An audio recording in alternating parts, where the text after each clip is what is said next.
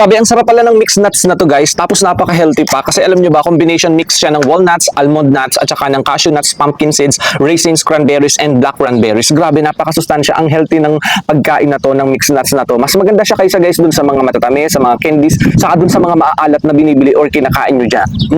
Ang sarap guys ha. Grabe. Parang kaya kong ubusin yung isang ganito. Basta masarap guys, saka yung masustansya talaga kaya kong ubusin yung mga ganito. Ang sarap din ng raisin ha. Tapos guys, yung almond, grabe.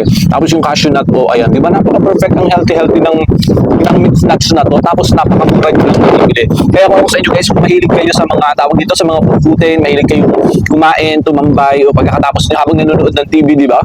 Habang nagkikwentuhan, mas healthy siyang kainin kaysa dun sa mga junk food, sa mga chicheria, kaysa sa mga matatamis na candy, sa mga chocolate na matatamis. Kasi guys, ang healthy, imagine, oh, yung almond nuts niya, yung cashew nuts niya, di ba? Ang dami-dami, grabe, sobrang mura nyo lang mabibili.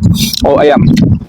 Grabe. Alam nyo, parang pang ano siya, itong raisin na to, pambasag siya dito sa mga almond, cashew nuts, saka dito, oh. Sarap. Parang itong raisin, nagbibigay ng thrill dito sa mga to.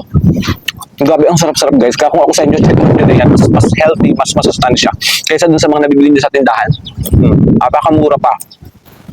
Sarap, promise.